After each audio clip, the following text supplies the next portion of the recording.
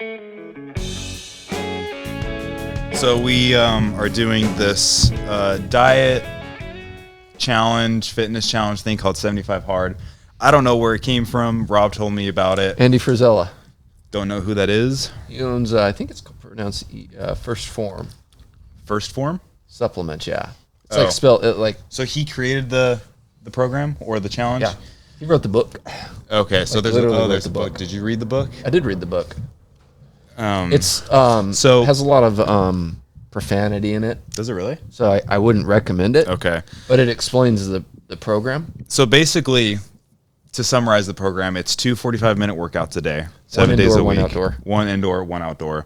10 pages of a book, which is super easy. Read way more than that. And then no problem. It's a diet. Like I don't know what diet he proposes or what he doesn't. Okay, it's a diet of your choosing. Could I eat all cheeseburgers? That's the diet that I want to be on. We're going to touch on that a little bit today. But like for instance, I'm just kind of doing like a high protein, high carb, low fat diet, like a common kind of bodybuilding. Not saying that I'm a bodybuilder, okay? I'm not saying that, but I'm eating like one would eat if they were training for like a bodybuilding show. A lot of like healthy protein, complex carbs. But you are qualified to say that because you have actually competed in that and long time ago. So long time ago. I didn't win the show. You placed. I placed. Yeah, you're totally Everyone qualified. Places technically. Why is that funny? It actually wasn't. I'm sorry. So I laugh spontaneously at times. And then what's the last part? And then a gallon of water. So you do that for 75 days. Picture a day. Yeah, you're supposed to take a picture every day. I personally think that's excessive, and I'm not doing it. I think the whole thing's excessive. I think the whole thing is excessive, but I'm not going to make my wife take a picture of me every day, even though that would be like a benefit to her because you can take a picture of me every day. But I'm just not gonna do that. It's 75 days. Abuse. Can you be serious? It's 75 days, no cheating. And what happens if you cheat? You're supposed to start over. Start over. Yeah, you have to start over. We're 26 days into it. I feel great. I feel so good. I feel so happy. We've both been doing. We did it last year, by the way. Yep. Last year I lost 30 pounds. How much did you? Because I was a gluttonous, which is we're going to talk about that today if we ever get to it. I lost around 20 pounds. I don't have as much weight to lose as you do. And I don't mean that I don't mean that in a negative sense. I just what's going on there, bud? I just you were like in decent. I guess when I came to know you initially, like you weren't overweight or anything. So yeah, you didn't have a lot of weight to lose. And I kind of go like in phases. Like I put on weight easily and I also lose it easily.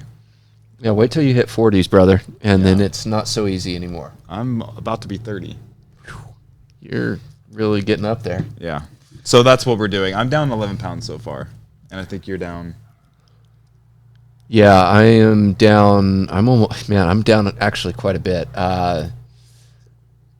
Because I lost right off. I mean, I was heavy when I went into this. Yeah, so we again, everything we're talking about, we're going to talk about gluttony today. We're going to get to that in a minute. Like eating a bunch of ribs and Texas fries. A gluttonous dinner the night before we started, where we had ribs, mac and cheese, and then what? Bacon, green beans, and then that dessert, the monkey bread. Monkey bread. It was out of control. In excess. Like we ate too much, and we shouldn't have ate that much. So yeah, I was like easily probably 8 pounds heavier than I normally was. Like with the water weight and stuff. So that came off like the first week. Yeah, I think I've lost about like 16 pounds. Really? Okay. Yep. Because I was just not at a normal, from really Thanksgiving on. Yeah. You know, I had not really paid much attention to my eating. Hey, is it biblical though to eat wisely? To eat wisely, absolutely. Yeah. Scripture's clear about that, and it's also clear how gluttony is a sin. And not only is it a sin, but also just in terms of health, it's not healthy for you. Which maybe God knew that, you know. So look what it says here in Ezekiel 16:49. Behold, this was the guilt of your sister Sodom. Let me get to To the text, huh? Well, you're just not going to let me get to it. You should be used to this of by now because Rob has to read the text. Cody can't. Cody can't read. Cody doesn't know how to read. He doesn't know how that works. Chapter 16, bud. This is 18. Oh. So you want to go the other way? Well, I was looking at your corner. Yeah, I'm right here. Okay, 16 what? 1649. Okay. You want to read it? Yeah. Behold, this was the guilt of your sister Sodom. If you take away the S, she and her daughters had pride, excess of food, and prosperous ease. Dude, why are you laughing when I'm reading right now? Unreal. And her daughters had pride, excess of food, and prosperous ease, but did not aid the poor and needy. So, an excess of food. So that we would just say this is gluttony, right? Yeah, I mean that's what it's alluding to. It's alluding to having an excess amount of food and eating an excess amount of food. Yeah. So here's the thing. Gluttony is clearly a sin. One of the things that I think we make a mistake on is that we judge purely on the outward appearance, right? And certainly, someone carrying around extra weight, it's bad on all of their internal organs. Yeah. It's bad on all of their joints. It's literally killing them, right? Yeah, yeah, it is. It's damaging to them in a lot of ways. And this is not fat shaming, by the way, which is a huge thing that the left and people associated to the left Not at all. are trying to say that every time we want to speak about diet and exercise, they automatically assume it's because we're fat shaming people and we're judging fat people. I don't even know what that means. I don't know what fat shaming is. Like, there's an we should be healthy, and it's pretty objective. Apply this to alcoholism.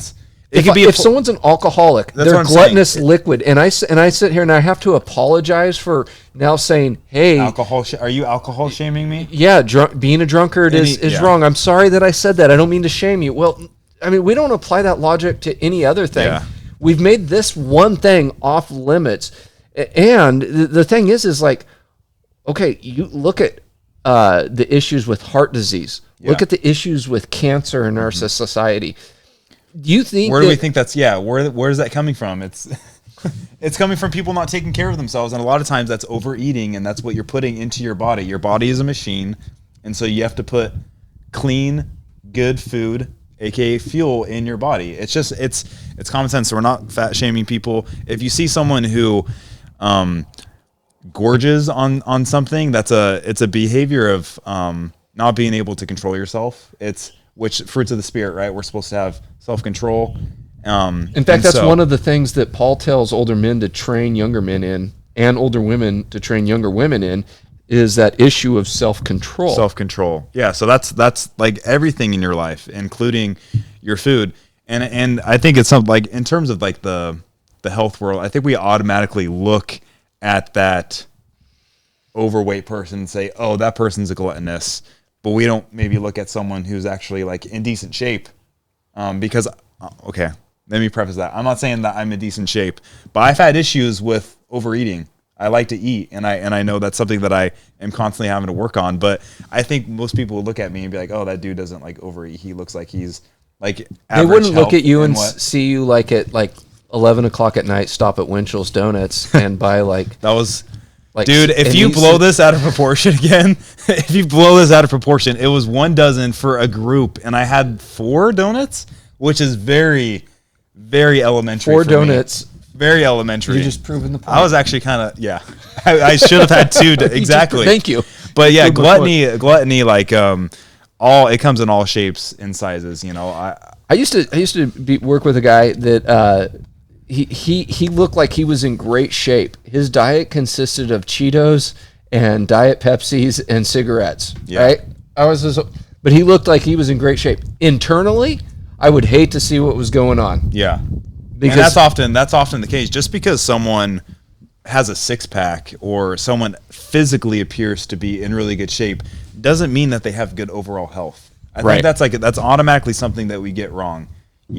That person's shredded, that person has, 10% body fat at least year round. That they must be really healthy. And then you see what they put into their body and they're not necessarily the healthiest. Well, and and here's the thing: it comes down to a matter. I appreciate what you say about self-control and discipline, and here's the reality: the older you get, the harder it is to do that. You can't work off a bad diet. Mm-hmm.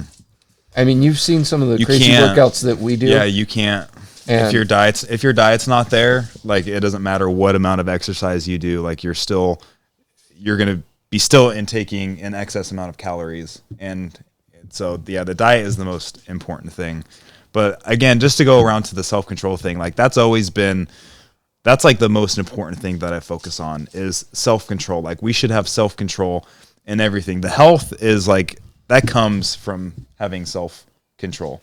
Yeah, is it wrong to enjoy a meal that's high calories and like have cake and ice cream? No, I'm not saying that those things are inherently wrong. Yeah, but I think you make a biblical argument that it's good.